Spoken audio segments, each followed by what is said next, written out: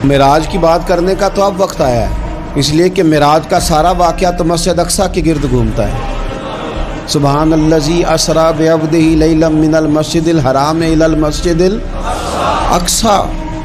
حضور نے معراج کی رات مسجد اقصیٰ میں نماز پڑھائی تھی، اور ایک بار پھر سے طیبہ سے فلسطین میں آ، راستہ دیکھتی ہے پھر مسجد اقصیٰ تیرا۔ ایک بار حضور گئے تھے مکے سے مسجد اقصیٰ، اور پھر حضور فرماتے ہیں جب میں واپس گیا نا تو کفار میں جو کہ مسجد اقصیٰ دیکھی ہوئی تھی تو مجھ سے پوچھنا شروع کر دیا کہ مسجد اقصیٰ کی کھڑکیاں کتنی ہیں، دروازے کتنے ہیں، پلر کتنے ہیں۔ جب انہوں نے سوال جواب کیے تو حضور فرماتے ہیں کہ رب کریم نے مسجد اقصیٰ کو اٹھا کے میرے سامنے رکھ دیا۔ میں دیکھتا جاتا تھا، بتاتا جاتا تھا، کہہ لوں بات کر لوں۔ ایک دفعہ حضور مکے سے مسجد اقصیٰ آئے، اور ایک دفعہ مسجد اقصیٰ میرے نبی کی زیارت کے لیے مکے گئی، حضور کی زیارت کے لیے مکہ شریف گئی۔ اور میرے نبی تو صرف کسی چیز کی طرف ایک دفعہ دیکھ لیں تو وہ رحمت کے پھول کھلتے ہیں۔ مسجد اقصیٰ کی طرف منہ کر کے 17 مہینے میرے نبی نے نماز پڑھی ہے۔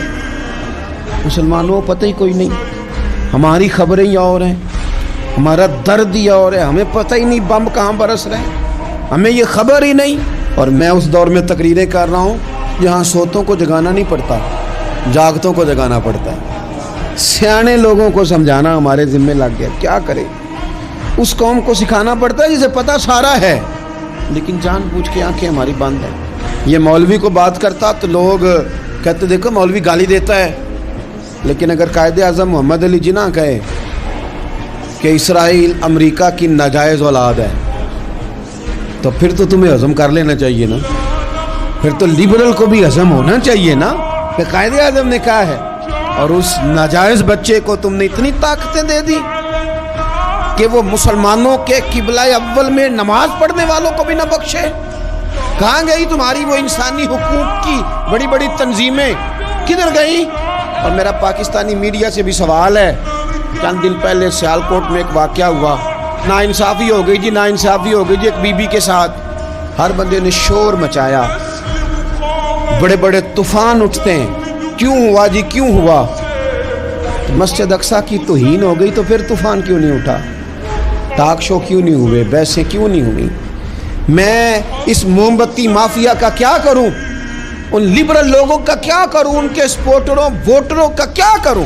ان سیاسی جماعتوں کے کارکنوں کو کیا نام دوں کہ جو ان فضول بحثوں میں تو وقت ضائع کرتے ہیں، اور وہ مسجد اقصیٰ جس کے بارے میں میرے نبی پاک صلی اللہ علیہ وسلم سے ایک صحابیہ نے پوچھا تھا، یا رسول اللہ مسجد اقصیٰ میں نماز پڑھنا کتنا کو بہتر ہے باقی نمازوں کے مقابلے میں؟ تو حضور نے فرمایا 1000 گنا بہتر ہے۔